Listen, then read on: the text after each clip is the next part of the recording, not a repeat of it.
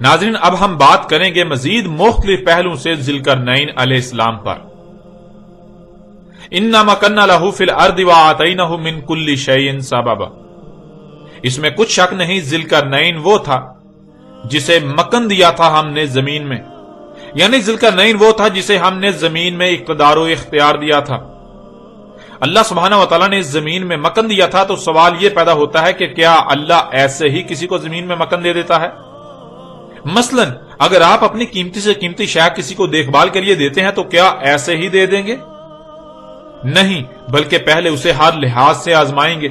جب وہ آپ کی توقعات پر پورا اترے گا، جب آپ کو یقین ہو جائے گا کہ یہ آپ کی شے کی احسن طریقے سے دیکھ بھال کر سکتا ہے، جو ذمہ داری اس کو دی جائے گی اسے احسن طریقے سے پورا کر سکتا ہے، پھر آپ اس کو اس شے پر اختیار دیں گے، تب آپ اپنی امانت اس کے حوالے کریں گے۔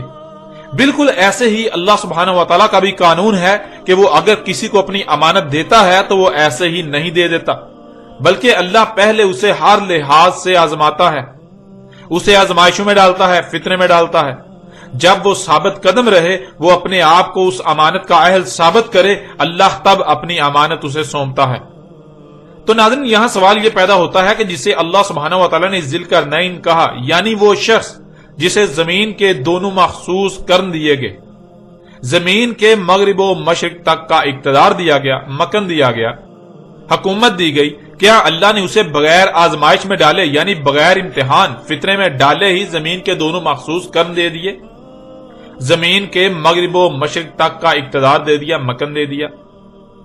نہیں، بالکل نہیں، ایسا نہیں ہو سکتا، کیونکہ اللہ اپنی سنت تبدیل نہیں کرتا، اللہ اپنے قانون میں، اپنے طریقے میں رائے برابر بھی رد و بدل نہیں کرتا۔ اللہ نے اسے بغیر آزمائے، یعنی بغیر فتنے میں ڈالے حکومت نہیں دی۔ اس لیے اب سوال یہ پیدا ہوتا ہے کہ وہ کون سا شخص ہے جسے اللہ سبحانہ وتعالیٰ نے ذوالقرنین کہا، یعنی زمین کے مغرب و مشرق تک کی حکومت دی، اسے اتنی بڑی امانت دینے سے پہلے کب، کہاں اور کس موقع پر آزمایا، امتحان میں ڈالا، یعنی فتنے میں ڈالا، اور وہ اس فتنے کا شکار ہو کر اس امتحان میں ناکام ہونے کی بجائے اس فتنے کو پہچان کر ثابت قدم رہا، اور اس آزمائش میں، اس امتحان میں کامیاب ہو کر اللہ کی امانت زمین کا اہل ثابت ہوا، اور پھر اللہ سبحانہ وتعالی نے اسے زمین میں مکن دیا۔ جب اللہ سے یہ سوال کیا جائے تو اللہ سبحانہ وتعالی اس سوال کا جواب قرآن کی سورہ صاد میں دیتا ہے۔ سورہ صاد کی آیت نمبر 26 میں اللہ سبحانہ وتعالی نے کہا، یا داؤد انا جعلناک خلیفۃ فی الارض، اے داؤد اس میں کچھ شک نہیں، کر دیا ہم نے تجھے خلیفہ زمین میں، یعنی داؤد کو زمین میں خلیفہ بنایا۔ اور تھوڑا ہی آگے جا کر اسی سورت کی آیت نمبر 30 میں اللہ سبحانہ وتعالی نے کہا، وَوَهَبْنَا لِدَاؤُدَ سُلَيْمَانَ نِعْمَ الْعَبْدُ إِنَّهُ أَوَّابٌ۔ اس آیت کو سمجھنے کے لیے اس میں استعمال ہونے والے الفاظ کو جاننا بہت ضروری ہے۔ پہلا لفظ وہب اور دوسرا لفظ اواب۔ وہب کہتے ہیں کسی کو ہر طرح سے آزما کر اس وقت کوئی شے دینا جب کہ وہ ہر آزمائش پر پورا اتر کر ثابت کر دے کہ وہی اس کا اہل ہے۔ اور اواب کہتے ہیں ایسے گناہ، جرم وغیرہ سے توبہ کرنے کو جو اللہ کے غلام سے سرزد ہو، لیکن اس غلطی، گناہ یا جرم وغیرہ کا ذمہ دار غلام نہ ہو، بلکہ وہ غلام ایسا کام جو گناہ، جرم یا غلطی ہے وہ خالق و مالک کی طرف سے ہی، خالق و مالک کی غلامی سمجھ کر ہی کرے، لیکن اس وقت اسے اس کا شعور نہ ہو، اس لیے کہ خالق و مالک نے خود ہی کسی نہ کسی وجہ سے اپنے امر کے ذریعے اس سے وہ کام خود کرایا ہو۔ اور جب غلام کو اس کا شعور آ جائے، ادراک ہو جائے یا احساس ہو جائے کہ جسے وہ اپنے مالک اللہ کی غلامی سمجھ کر کر رہا ہے وہ تو اصل میں اس سے بغاوت ہے، وہ جرم ہے، وہ گناہ ہے، تو غلام فوراً اپنے خالق و مالک سے رجوع کرے، کیونکہ غلام کبھی بھی اپنے خالق و مالک کی نافرمانی نہیں کرتا الا یہ کہ اسے شعور نہ ہو، یا جب خالق کے قانون میں ہو کہ اب غلام نے وہ عمل ترک کرنا ہے تو خالق و مالک اپنے قانون کے مطابق اپنے غلام سے وہ عمل ترک کروا دے۔ اور یہ اللہ سبحانہ و تعالیٰ کی طرف سے اپنے غلام کے لیے امتحان کی غرض سے نہ صرف آزمائش، فتنہ ہوتا ہے، بلکہ اس کی تربیت بھی ہوتی ہے جس سے اسے علم و حکمہ حاصل ہوتے ہیں۔ یہ عربی میں اواب کہلاتا ہے۔ اللہ سبحانہ و تعالیٰ کی اس آیت میں کہنا ہے وَوَهَبْنَا لِدَاؤُدَ سُلَيْمَانَ، اور داؤد کا وارث بنانے کے لیے، یعنی داؤد کے بعد زمین میں خلیفہ بنانے کے لیے ہم نے سلیمان کو ہر طرح سے آزمایا، یعنی فتنے میں ڈالا۔ جب وہ فتنے کا شکار ہونے کے بجائے فتنے کو پہچان کر ثابت قدم رہا، جیسے ہی اس پر واضح ہو گیا کہ جسے وہ اللہ کی غلامی سمجھ کر رہا ہے وہ تو اصل میں اللہ سے بغاوت ہے، اسے اس کا شعور ہی نہیں تھا، تو اس نے فوراً ہی اسے ترک کر دیا اور اللہ سے رجوع کر کے خود کو اس ذمہ داری کا اہل ثابت کیا، تو اسے زمین میں خلیفہ بنایا۔ یعنی اللہ سبحانہ وتعالی نے اپنی امانت سلیمان کے حوالے کر دی، داؤد کا وارث بنایا۔ آگے اللہ سبحانہ وتعالی کا کہنا ہے نعم العبد، سلیمان داؤد کا بدل غلام ہے۔ یعنی جیسے داؤد اللہ کا غلام تھا، اللہ کی نافرمانی کرنے والا نہیں تھا، اللہ کا خالص غلام اور امانت کا حق ادا کرنے والا امانت دار تھا، بالکل ایسے ہی داؤد کا بدل سلیمان بھی تھا۔ انہ اواب، اس میں کچھ شک نہیں وہ اواب ہے۔ یعنی سلیمان کو جب فتنے میں ڈالا گیا تو جیسے ہی اس پر واضح ہوا کہ جسے وہ حق سمجھ کر رہا ہے وہ حق نہیں بلکہ فتنہ ہے، وہ اس فتنے کا شکار ہو چکا ہے، تو فوراً اللہ کی طرف پلٹا، فتنے کو ترک کر دیا۔ اب ناظرین آپ خود غور کریں، زمین میں مکن دینے کے لیے آزمایا گیا، فتنے میں ڈالا گیا سلیمان علیہ السلام کو، اور سلیمان علیہ السلام اللہ کی طرف سے ڈالے گئے ہر امتحان اس فتنے میں کامیاب ہوئے۔ انہوں نے خود کو زمین اللہ کی امانت کا اہل ثابت کر دیا، تو پھر زمین کے مغرب و مشرق کا اقتدار کسی اور کو دیا گیا یا پھر سلیمان علیہ السلام کو؟ ذوالقرنین اللہ کے نبی سلیمان علیہ السلام تھے یا پھر سکندر اعظم آتش پرست مشرک اور سائرس ایرانی مشرک؟ ناظرین حق ہر لحاظ سے آپ کے سامنے ہے۔ جب القرنین یعنی مخصوص دو کن زمین کے مغرب و مشرق تک مکن دینے کے لیے آزمایا گیا داؤد کے بیٹے سلیمان کو، فتنے میں ڈالا گیا داؤد کے بیٹے سلیمان کو، اور پھر سلیمان ہر لحاظ سے اس فتنے میں کامیاب رہے، اس نے خود کو القرنین کا اہل ثابت کیا، تو القرنین کسی اور کو دے دیے گئے، وہ بھی ان کو جو مشرک اعظم تھے، سکندر اعظم یا سائرس ایرانی۔ ایسا کیسے ہو سکتا ہے؟ اس لیے ذوالقرنین وہ شخصیت جسے دونوں مخصوص قرن حاصل ہوئے، یعنی زمین کے مغرب و مشرق کا اقتدار دیا گیا، جسے زمین کے مغرب و مشرق تک مکن دیا گیا، وہ اللہ کے نبی سلیمان علیہ السلام تھے، نہ کہ کوئی اور۔ وہ داؤد کے بیٹے سلیمان علیہ السلام تھے، نہ کہ سائرس ایرانی یا سکندر اعظم مشرک۔ ناظرین حق کس قدر واضح ہو جانے کے باوجود بھی اگر کوئی یہ کہتا ہے کہ نہیں سلیمان کے علاوہ کوئی اور ذوالقرنین تھا، تو جسے بھی وہ ذوالقرنین کہے اسے یہ ثابت کرنا ہوگا کہ اللہ نے اسے اس مقصد کے لیے اپنی امانت دینے کے لیے آزمایا، فتنے میں ڈالا، اور پھر وہ اس فتنے میں کامیاب رہا اور خود کو القرنین کا اہل ثابت کر دیا۔ اور اگر کوئی ایسا نہیں کر سکتا، جو کہ ناممکن ہے، تو وہ جان لے دنیا کی کوئی طاقت حق کا رد نہیں کر سکتی۔ ذوالقرنین اللہ کے نبی داؤد کے بیٹے سلیمان علیہ السلام تھے، دنیا کی کوئی طاقت اس بات کا رد نہیں کر سکتی۔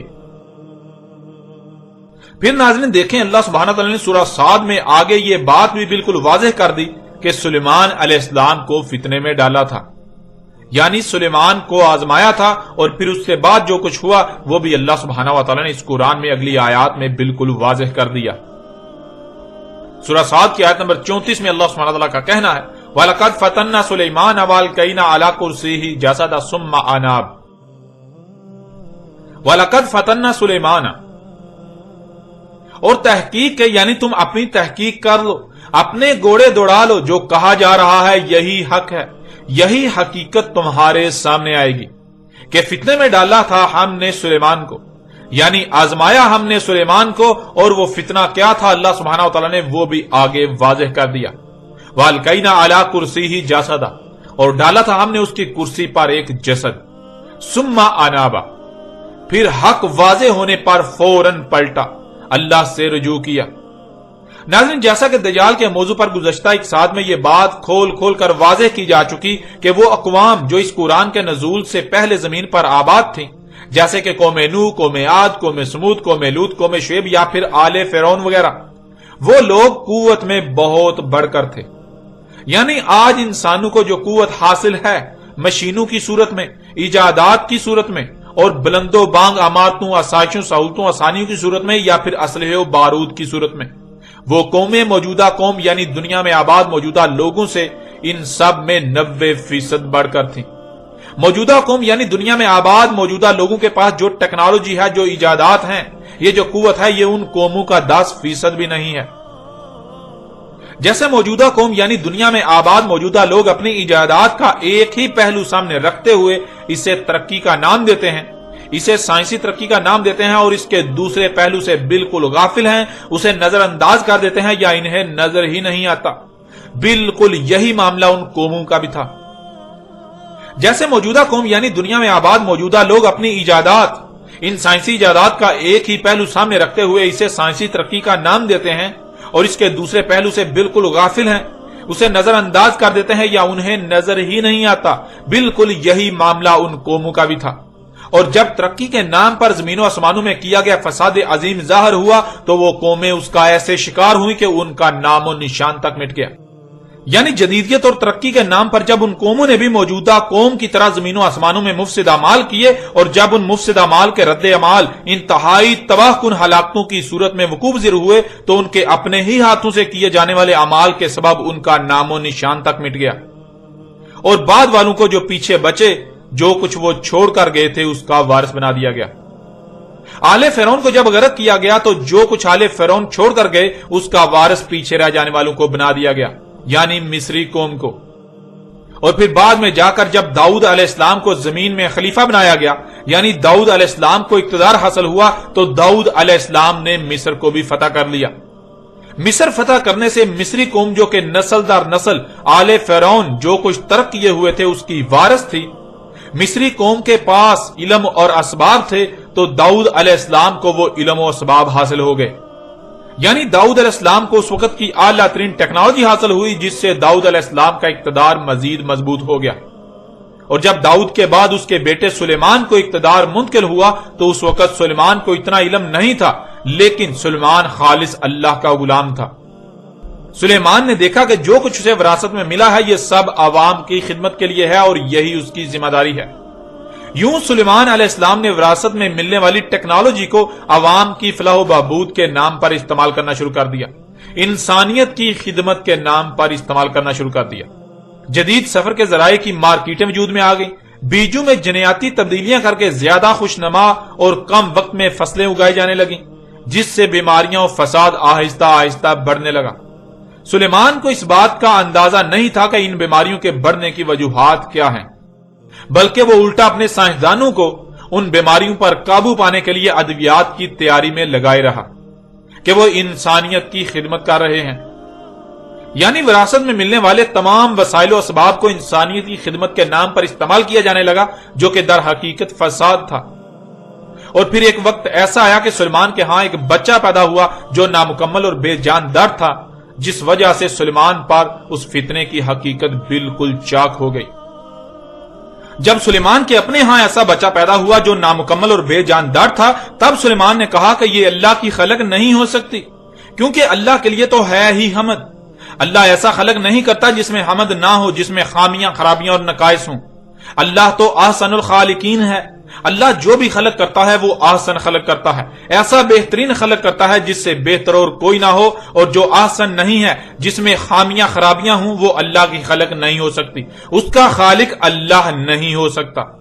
اس لیے جس میں اتنے بڑے بڑے عیوب ہوں، خامیاں ہوں، وہ اللہ کی خلق کیسے ہو سکتی ہے؟ وہ اللہ کی خلق نہیں ہے۔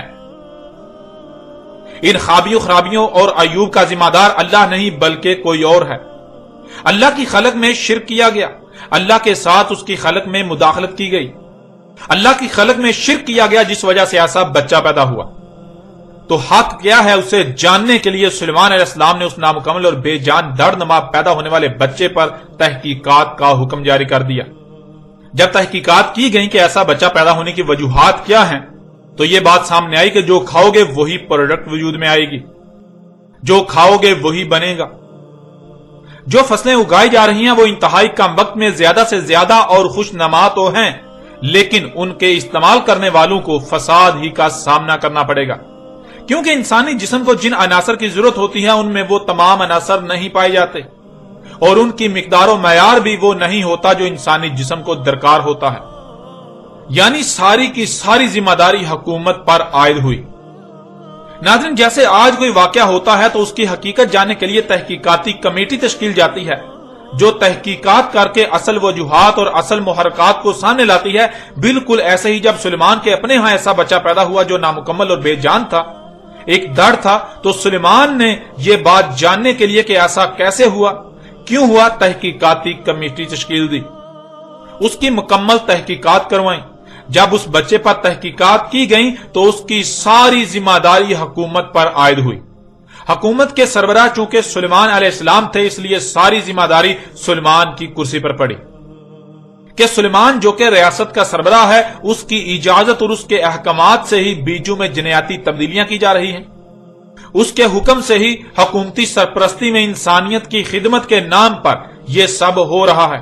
حکومتی سرپرستی میں جنیاتی طور پر تبدیل شدہ بیجوں سے وجود میں آنے والی خوراک کے استعمال سے بیماریاں دن بدن بڑھتے جا رہی ہیں، فساد بڑھتا جا رہا ہے۔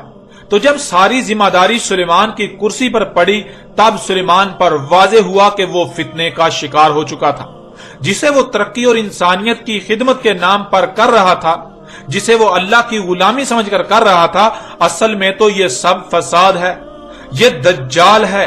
وہ اس دجال کے فتنے کا شکار ہو چکا تھا۔ وہ اس کا ایک پہلو دیکھ رہا تھا، دوسرا پہلو جو کہ اصل حقیقت تھی وہ اس سے بالکل چھپی ہوئی تھی، وہ تو اب سامنے آئی۔ تو جیسے ہی سلیمان پر یہ فتنہ جو کہ دجال کا فتنہ تھا، اس کی حقیقت واضح ہوئی، تو سلیمان علیہ السلام نے فوراً اللہ سے رجوع کیا، جس کا ذکر اللہ نے اسی آیت میں کر دیا۔ وَلَقَدْ فَتَنَّا سُلَيْمَانَ وَأَلْقَيْنَا عَلَى كُرْسِيهِ جَسَدًا ثُمَّ أَنَابَ، اور تحقیق کے فتنے میں ڈالا ہم نے سلیمان کو، آزمایا ہم نے سلیمان کو اور ڈالا ہم نے اس کی کرسی پر ایک جسد، پھر وہ فتنہ واضح ہونے پر، حق واضح ہونے پر فوراً اللہ کی طرف پلٹا۔ قال رب اغفر لی وہب لی ملکا لا ينبغی لأحد من بعدی انک انت الوہاب۔ قال رب اغفر لی، کہا تھا سلیمان نے، اے میرے رب غفر کر میرے لیے، یعنی اب تک جو کچھ بھی ملاوٹیں ہوئیں، فطرت میں چھیڑ چھاڑ ہوئی میری وجہ سے، ان ملاوٹوں کو نکال کر مخلوقات کو، فطرت کو فساد سے پاک کرنا بھی میرے لیے کر دے، کہ آج تک جو بھی فساد ہوا، فطرت میں چھیڑ چھاڑ کر کے اسے ملاوٹ زدہ کیا گیا، اسے عیب زدہ کیا گیا، اس میں خامیاں پیدا کی گئیں، اسے ان ملاوٹوں سے پاک کرنے، اس فساد کو روکنے کے لیے، تاکہ دوبارہ ہر شے خالص ہو جائے، اپنی اصل حالت میں آ جائے، مجھے ہی یہ ذمہ داری دے۔ وَحَبْ لِي مُلْكًا لَا يَنْبَغِي لِأَحَدٍ مِّن بَعْدِي، اور مجھے ہر طرح سے آزما چکنے کے بعد، جبکہ میں اس کا اہل ثابت ہو چکا، ایسا ملک دے جو میرے بعد کسی ایک کے لیے بھی نہ ہو۔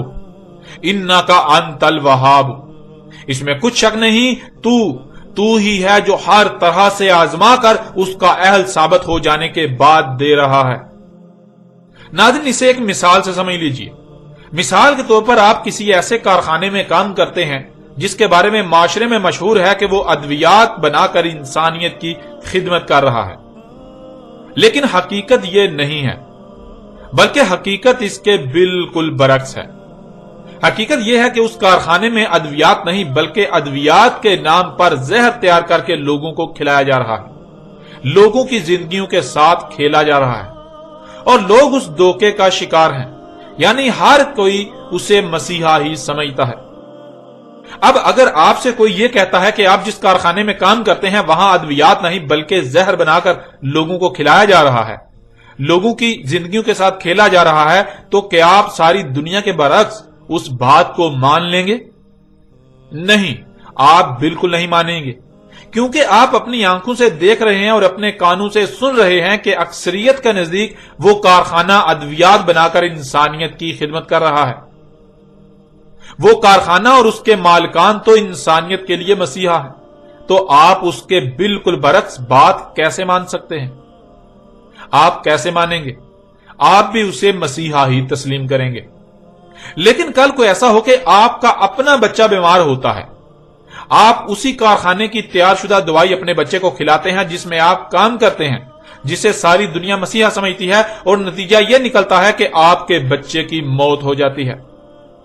جب بچے کا پوسٹ مارٹم کیا جاتا ہے تو پوسٹ مارٹم میں بچے کی موت کی وجہ اس دوائی کو قرار دیا جاتا ہے کہ اگر بچے کو وہ دوائی نہ دی جاتی، نہ کھلائی جاتی، تو بچے کی موت واقع نہ ہوتی، بچہ بچ جاتا۔ تو اب آپ سے سوال ہے کہ ایسی صورت میں آپ کی سوچیں، آپ کے جذبات، آپ کے خیالات، آپ کے تاثرات کیا ہوں گے؟ آپ کی چاہت کیا ہوگی؟ کیا اب بھی آپ اکثریت کی زبان بولیں گے، یا پھر اب حق آپ پر اس قدر واضح ہو چکا کہ آپ کو کسی دلیل کی کوئی ضرورت نہیں؟ اور جو آپ کے بچے کا قاتل ہو، کیا آپ اسے ایسے ہی چھوڑ دیں گے؟ معاف کر دیں گے, نظر انداز کر دیں گے؟ نہیں, بالکل نہیں. بلکہ اگر آپ کے پاس اس کارخانے کے مالکان سے بڑھ کر قوت ہو تو نہ صرف آپ مالکان سے پورا بدلہ لیں گے بلکہ کارخانے کو تباہ و برباد کر کے رکھ دیں گے, کارخانے کو صفحہ ہستی سے مٹا کر رکھ دیں گے. اور اگر آپ کے پاس قوت نہ ہو لیکن کوئی آپ کے سامنے ایسا ہو جو آپ کو اتنی قوت دے سکے تو آپ کیا کریں گے؟ آپ کیا چاہیں گے؟ تھوڑا سا غور کریں, حقیقت آپ کے سامنے ہے. آپ یہی چاہیں گے اور یہی کہیں گے کہ اگر مجھے اتنی قوت دے دی جائے جتنی درکار ہے تو میں کارخانے اور اس کے مالکان کو صفحہ ہستی سے مٹا دوں تاکہ آج جو میرے ساتھ ہوا کل کو کسی دوسرے کے ساتھ نہ ہو. بالکل ایسے ہی جب تک سلیمان کے اپنے سر پر نہیں پڑی سلیمان پر حق واضح نہیں ہوا. سلیمان کی سربراہی میں انسانیت کی خدمت کے نام پر فساد ہوتا رہا, بالکل ایسے ہی جیسے آج ہو رہا ہے. ہر کوئی موجودہ ایجادات اور سائنس کے دن بدن آگے بڑھنے کو ترقی اور انسانیت کی خدمت قرار دے رہا ہے. لیکن جیسے ہی سلیمان کے اپنے سر پر پڑی اور سلیمان پر حقیقت واضح ہوئی, دجال کا قتل ہو گیا, تو سلیمان نے دیکھا کہ اس وقت تو پوری کی پوری دنیا میں ترقی کے نام پر فساد ہو رہا ہے. تو سلیمان نے اپنے رب سے دعا کی, اے میرے رب, مجھے تو نے فتنے میں ڈالا جو کہ اب مجھ پر واضح ہو چکا, تو اگر تو مجھے ایسا ملک دیتا ہے جو میرے بعد کسی ایک کے لیے بھی نہ ہو تو میں پوری زمین کو اس دجال کے فتنے سے پاک کر دوں گا. مسیحاؤں انسانیت کے خدمتگاروں کے نام پر مفسدین کو ان کے کیے کی سزا دوں گا. زمین میں ہونے والے فساد کو روک کر پوری زمین کو اس فتنے سے پاک کر دوں گا. اور تو مجھے آزما بھی چکا ہے. اب جبکہ میں فتنے میں کامیاب ہو چکا, مجھ پر بالکل واضح ہو چکا کہ یہ ترقی نہیں بلکہ یہ تو دجال کا فتنہ ہے, تو میں اس ذمہ داری کا اہل ثابت ہو چکا. تو مجھے ایسا ملک دے, یعنی زمین کے مغرب و مشرق تک مکن دے. اور اللہ نے سلیمان کی اس دعا کو قبول کرتے ہوئے القرنین یعنی 2 مخصوص قرن زمین کے مغرب و مشرق تک کا اقتدار و اختیار دیا. اب ناظرین آپ خود غور کریں کہ ذوالقرنین یعنی وہ شخصیت جسے 2 مخصوص قرن دیے گئے جو کہ زمین کے مغرب و مشرق تک کا مکن ہے, وہ کون ہے؟ کیا وہ سلیمان کے علاوہ کوئی دوسرا ہے؟ کوئی دوسرا ہو سکتا ہے؟ نہیں, بالکل نہیں. وہ اللہ کے نبی سلیمان علیہ السلام تھے, نہ کہ اسکندر اعظم یا سائرس ایرانی نامی مشرکین. ناظرین آپ نے جان لیا کہ سلیمان علیہ السلام نے اپنے رب سے ایسا ملک مانگا جو اس کے بعد کسی ایک کے لیے بھی نہ ہو, اور ایسا ملک جسے دیا گیا اسے قرآن میں ذوالقرنین کہا گیا. تو کیا ذوالقرنین سلیمان کے علاوہ کوئی اور ہو سکتا ہے؟ نہیں, بالکل نہیں. بلکہ اس پہلو سے بھی یہ بات بالکل کھل کر واضح ہو جاتی ہے کہ ذوالقرنین سلیمان علیہ السلام تھے. اب ناظرین ذرا غور کریں, سلیمان علیہ السلام نے اللہ سے ایسا ملک اس لیے مانگا تاکہ وہ پوری زمین کو دجال کے فتنے سے پاک کر دیں, جس کے لیے ہر شے سے اسباب کی ضرورت تھی. تو ظاہر ہے سلیمان کو ہر شے سے اسباب دیے گئے, لیکن جسے ہر شے سے اسباب دیے گئے قرآن اسے ذوالقرنین کہہ رہا ہے. تو پھر ذوالقرنین کون ہوا؟ اس پہلو سے بھی بالکل واضح ہو جاتا ہے کہ ذوالقرنین سلیمان علیہ السلام تھے, نہ کہ کوئی اور. سلیمان نے ملک عظیم مانگا تھا, جس سے یہ بات بالکل واضح ہو جاتی ہے کہ سلیمان کے پاس زمین کے مغرب میں ہونے والے فساد کی خبریں بھی آئیں اور اسی طرح زمین کے مشرق میں ہونے والے فساد کی خبریں بھی. اور پھر سلیمان نے نہ صرف زمین کے مغرب جہاں خشکی ختم ہو جاتی ہے, آگے سمندر ہی سمندر ہے, وہاں تک کا سفر کیا, وہاں تک زمین کو فساد سے پاک کیا, مفسدین کو ان کے کیے کی سزا دی, شیاطین کو قتل و قید کیا, اور جو کچھ کرنا لازم تھا وہ کیا. بلکہ بالکل اسی طرح زمین کے مشرق میں جہاں خشکی ختم ہو جاتی ہے اور آگے سمندر ہی سمندر ہے, وہاں بھی کیا. تو اس کا قرآن میں ذکر آنا لازم ہے. اور جب قرآن سے سوال کیا جائے تو قرآن میں سورہ الکہف کے اسی مقام پر ہی اس سب کا ذکر کیا جا رہا ہے. اور جس نے زمین کے مغرب و مشرق کے سفر کیے, وہاں مفسدین کو قتل و قید کیا, زمین کی اصلاح کی, زمین کو فساد سے پاک کیا, اسے ذوالقرنین کہا جا رہا ہے. اب آپ خود فیصلہ کریں کہ ذوالقرنین کون ہے. کیا سلیمان کے علاوہ کوئی دوسرا ذوالقرنین ہو سکتا ہے؟ نہیں, بالکل نہیں. ذوالقرنین اللہ کے نبی سلیمان علیہ السلام تھے، نہ کہ اسکندر اعظم یا سائرس ایرانی نامی مشرکین۔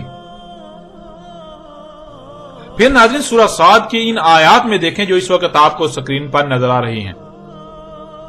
فَسَخَّرْنَا لَهُ الرِّيحَ تَجْرِي بِأَمْرِهِ رُخَاءً حَيْثُ أَصَابَ، بس سخر کر دی ہم نے اس کے لیے ہوا، یعنی اس کے اختیار میں دے دیا ہم نے ہوا کو، جو اس کے امر سے بہتی تھی، جو کہ اس کے تیز ترین سواری کے ذرائع تھے جہاں کہیں بھی اس کو جانا ہوتا تھا۔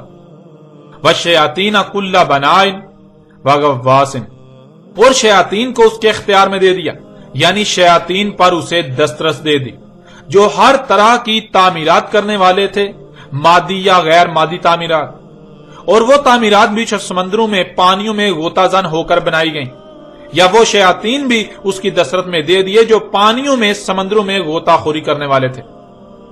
وَآخَرِينَ مُقَرَّنِينَ فِي الْأَصْفَادِ، اور دوسرے وہ شیاطین بھی اس کے اختیار میں دے دیے، ان دوسرے شیاطین پر بھی اسے دسترس دے دی جسے اس نے ہتھ کڑیوں زنجیروں وغیرہ میں جکڑا، انہیں قید کیا، ان کی رہائی کو مشروط کر دیا۔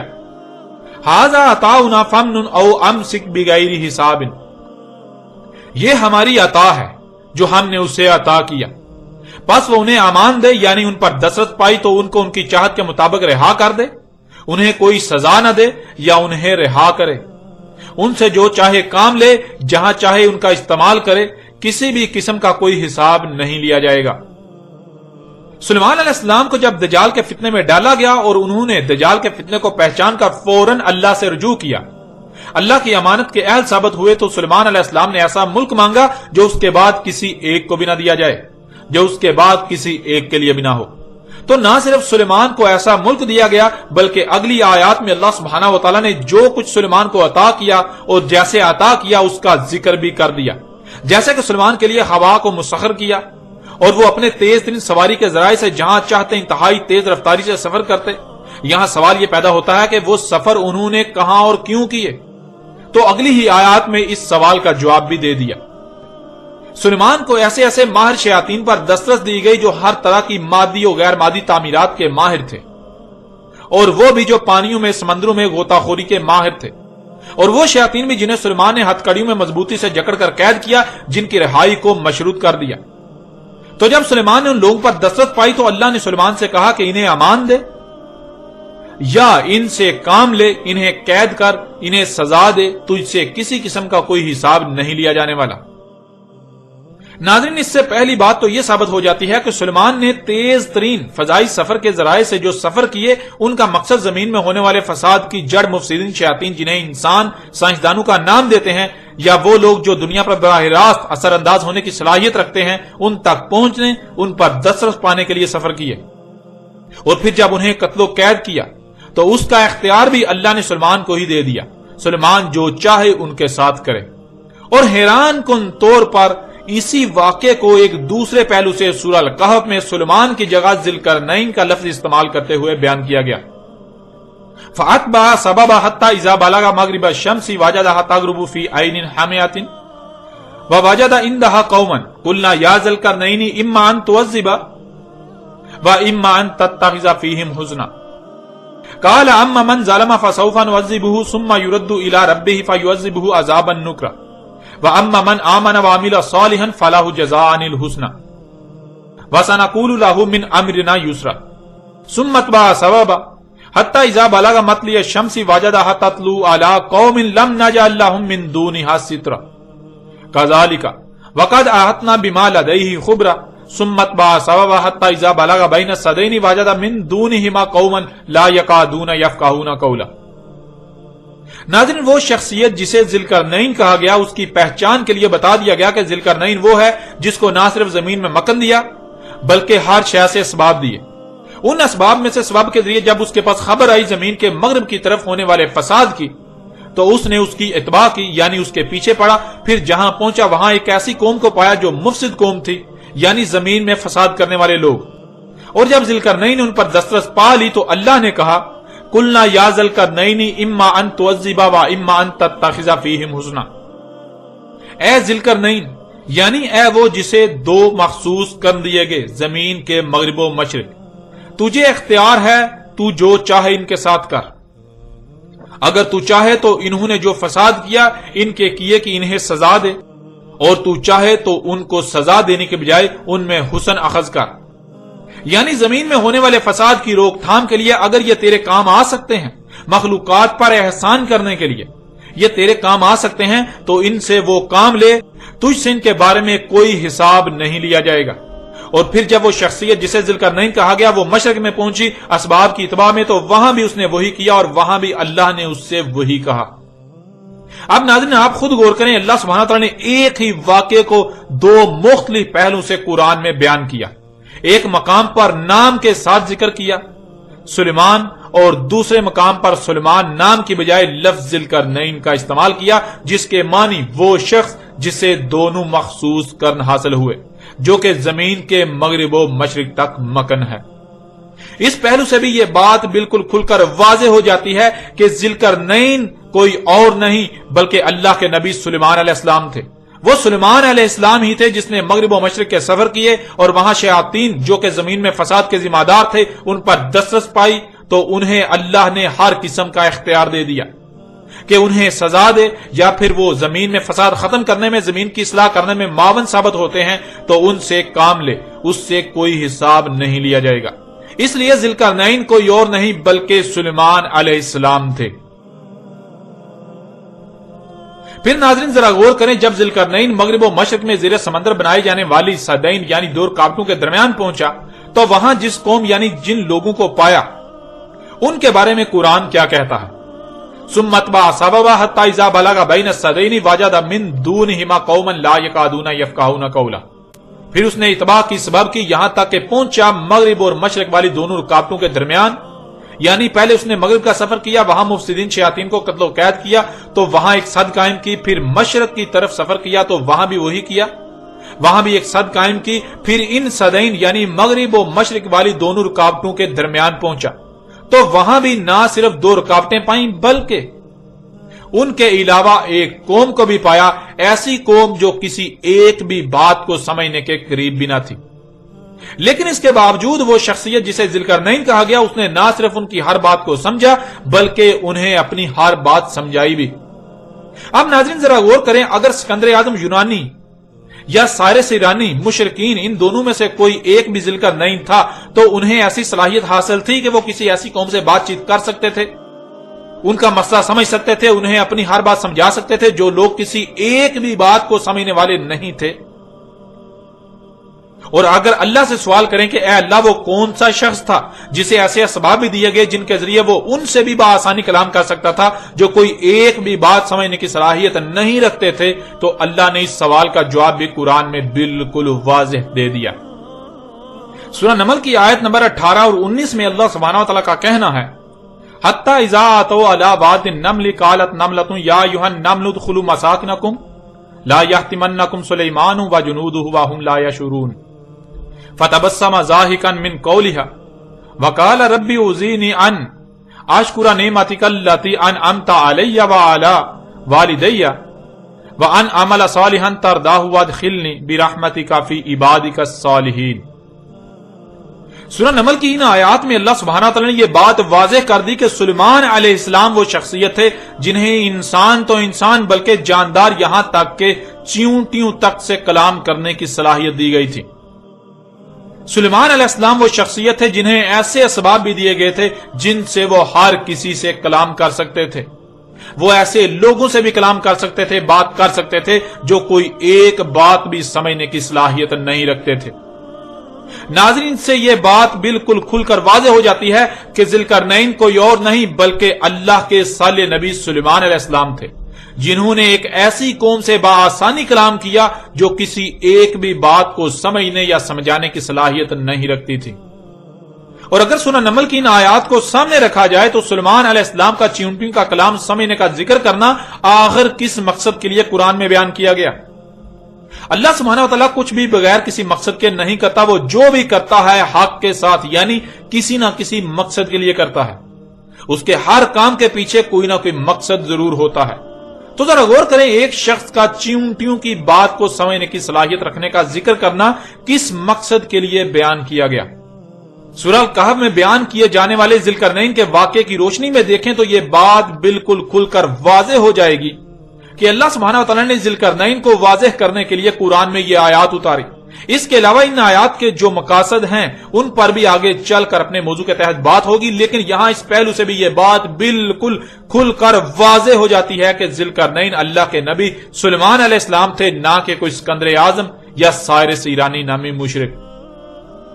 پھر ناظرین ذرا غور کریں، جب ذوالقرنین صدعین کے درمیان پہنچا اور وہاں دو چٹانوں کے درمیان درے کو بند کیا، اس درے کو بند کرنے کے لیے 12 کلومیٹر لمبی اور 5 کلومیٹر بلند چوٹیوں پر مشتمل سد قائم کی، رکاوٹ تعمیر کی، ایسی سد جو پوری ایک قوم کے بس کا کام نہیں تھا جو ذوالقرنین نے کیا۔ ذرا غور کریں، کیا وہ سد بغیر اسباب کے بنائی جا سکتی تھی؟ اس کے لیے زبر الحدید یعنی خام صورت میں لوہا جو کہ پہاڑوں کو کاٹ کر پتھروں کی صورت میں حاصل ہوتا ہے، پہاڑوں کی مائننگ سے حاصل ہوتا ہے، وہ استعمال کیا گیا جو کہ لاکھوں ٹن پر مشتمل تھا۔ آخر وہ خام لوہا پہاڑوں سے کیسے حاصل کیا گیا؟ اس سے 12 کلومیٹر لمبی اور 5 کلومیٹر بلند آسمان کو چھوتی چوٹیاں کیسے بنائی گئیں؟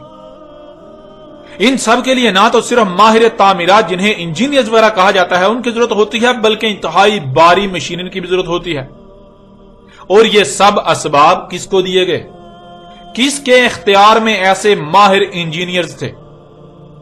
پھر اس سد کی تعمیر کے لیے ہزاروں ٹن پگھلا ہوا تانبا استعمال کیا گیا۔ اتنی بڑی مقدار میں تانبا پگھلانے کے لیے نہ صرف غیر معمولی بڑے دانتوں کو پگھلانے والے برتن اور وسائل درکار ہیں، بلکہ ان برتنوں میں غیر معمولی مقدار میں پگھلے ہوئے تانبے کو اٹھا کر ہزاروں میٹر بلند چوٹیوں پر انڈیلنے کے لیے ماہر لوگوں اور غیر معمولی تعمیراتی مشینوں کا ہونا لازم ہے۔ تو یہ سب کس کو دیا گیا؟ کس کے پاس ایسے وسائل تھے اور کس نے ان وسائل کو اس مقصد کے لیے استعمال کیا؟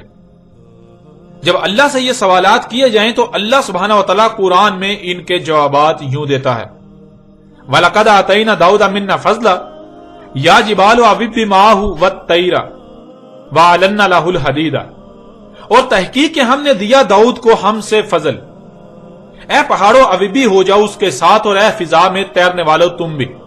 یعنی پہاڑ اور فضا میں تیرنے والے اس سے پہلے طاغوت کی غلامی کر رہے تھے، لیکن وہ طاغوت کی غلامی اپنی مرضی سے نہیں بلکہ انسان کو چونکہ ان پر اختیار دیا گیا تو اللہ کی مرضی میں ہی پہاڑ اور فضا میں تیرنے والے اللہ کی بغاوت میں استعمال ہو رہے تھے مفسدین کے ہاتھوں۔ تو جیسے ہی داؤد کو زمین پر اختیار دیا گیا، پہاڑوں اور فضا میں تیرنے والوں پر داؤد کو اختیار دیا گیا، تو اب پہاڑوں اور فضا میں تیرنے والے جب داؤد کے ذریعے اللہ کی غلامی میں استعمال ہوں گے تو یہ ان کا عوب بھی ہونا ہے داؤد کے ساتھ۔ اور نرم کر دیا ہم نے اس کے لیے لوہا۔ داؤد علیہ السلام کے لیے لوہا نرم کرنے سے مراد قطعاً یہ نہیں ہے جو کچھ آج تک پھیلا دیا گیا کہ داؤد علیہ السلام ہاتھ میں لوہا پکڑتے اور وہ موم کی طرح نرم ہو جاتا۔ یہ ملاؤں کی من گڑت کہانیاں ہیں جن کا حقیقت کے ساتھ دور دور تک کوئی تعلق نہیں۔ اللہ سبحانہ و تعالیٰ نے قرآن میں بالکل واضح کر دیا کہ داؤد کو علم دیا تھا، اس علم کے ذریعے داؤد کے لیے لوہے کو نرم کر دیا، یعنی داؤد علیہ السلام کو وہ علم دیا جس علم سے لوہے کو پگھلا کر اس سے جو چاہے بنایا جا سکتا ہے۔ اس آیت میں اللہ سبحانہ و تعالیٰ نے یہ بات واضح کر دی کہ داؤد کو زمین کی اصلاح کے لیے پہاڑوں سے جو بھی نکال کر استعمال کرنا چاہتے اس کی اجازت دی گئی۔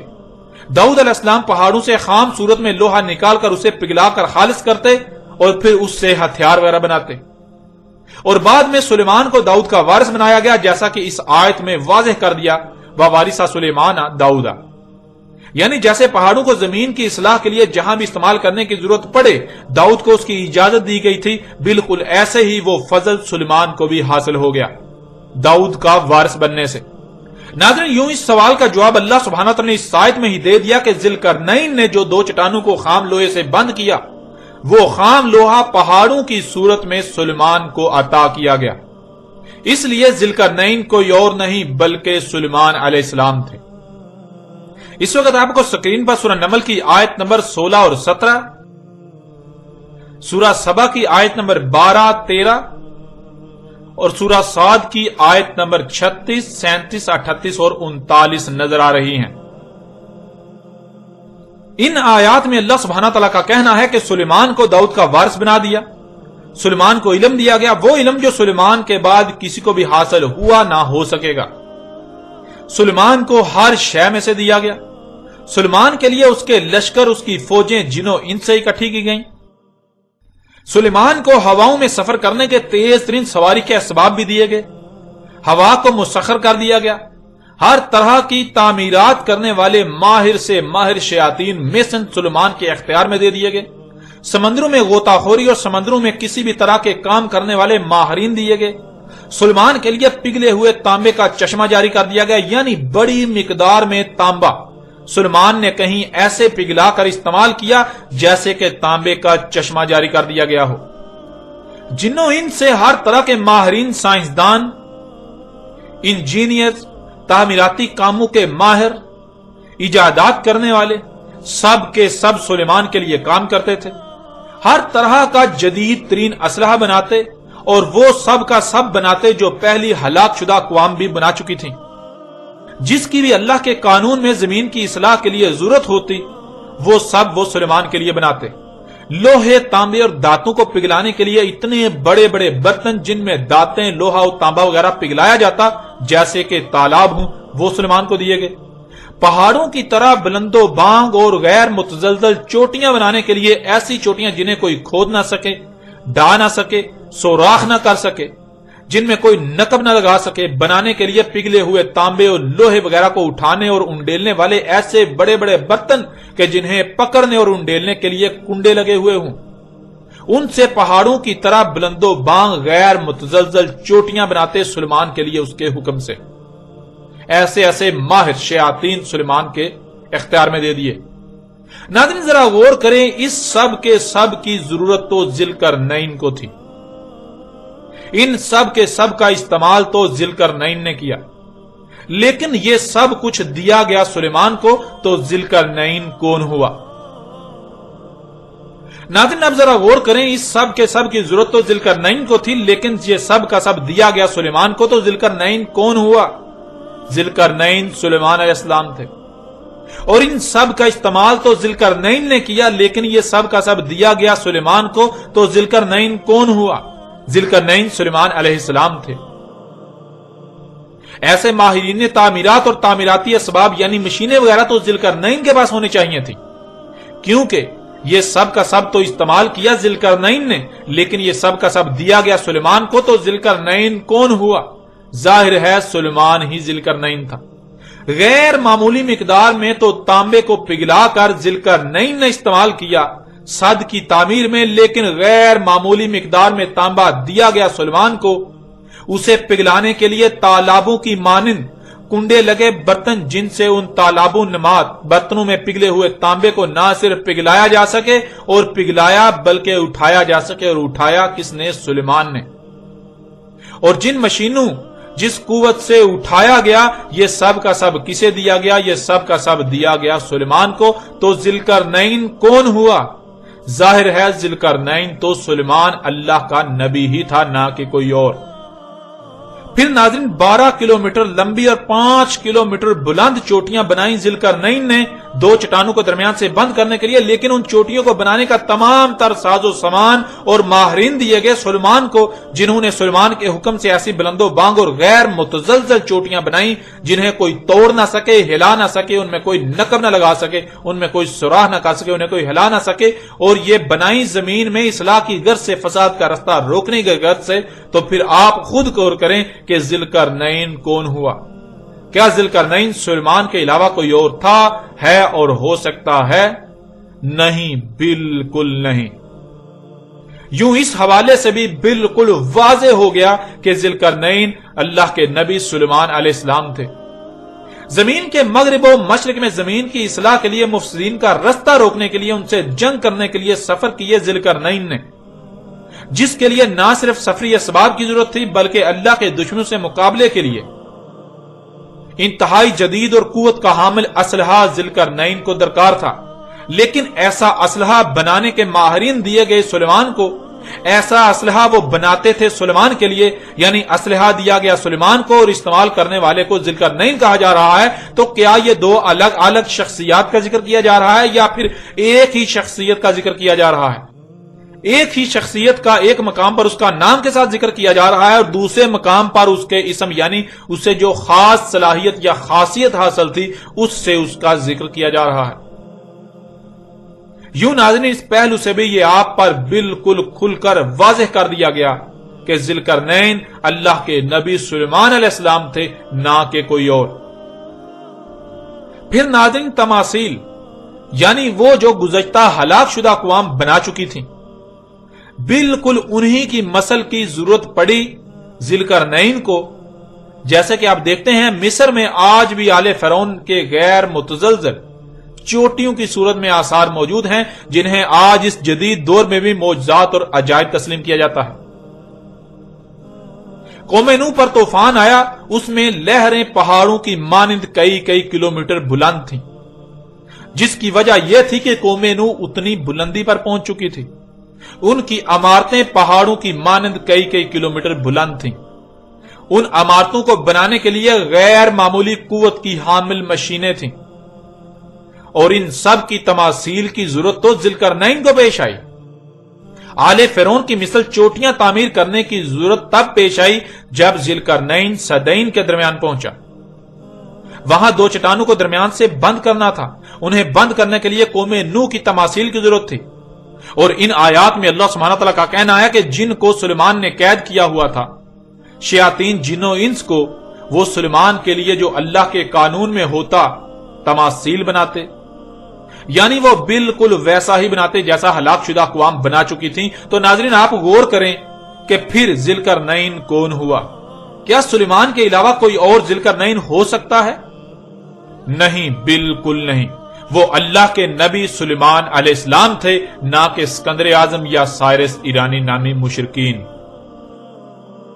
پھر ناظرین آپ قرآن اٹھا کر دیکھیں تو پورے قرآن میں صرف اور صرف دو مقامات پر ہی غیر معمولی مقدار میں پگھلے ہوئے تانبے کا ذکر کیا گیا۔ ان میں سے ایک مقام پر اس کے استعمال کا ذکر کیا گیا اور استعمال کرنے والے کو ذوالقرنین کہا گیا، اور دوسرے مقام پر اس کا ذکر کیا گیا جسے وہ اتنی غیر معمولی مقدار میں تانبا دیا گیا، جس نے وہ غیر معمولی مقدار میں تانبا پگھلایا، اور وہ سلیمان علیہ السلام تھے۔ اب آپ خود غور کریں کہ کیا ذوالقرنین اور سلیمان دو الگ الگ شخصیات تھیں یا پھر ایک ہی شخصیت سلیمان علیہ السلام؟ وہ سلیمان علیہ السلام تھے جنہیں دوسرے مقام پر ذوالقرنین کہا جا رہا ہے، یعنی سلیمان ہی وہ شخصیت تھی جسے دو مخصوص قرن حاصل تھے، اور دو مخصوص قرن زمین کے مغرب اور مشرق تھے۔ سلیمان ہی وہ شخصیت تھی جسے زمین کے مغرب و مشرق تک کا اقتدار دیا گیا، یعنی مکن دیا گیا۔ اب ناظرین دنیا کی کوئی طاقت اس حق کا رد نہیں کر سکتی کہ ذوالقرنین داؤد علیہ السلام کے بیٹے سلیمان علیہ السلام تھے۔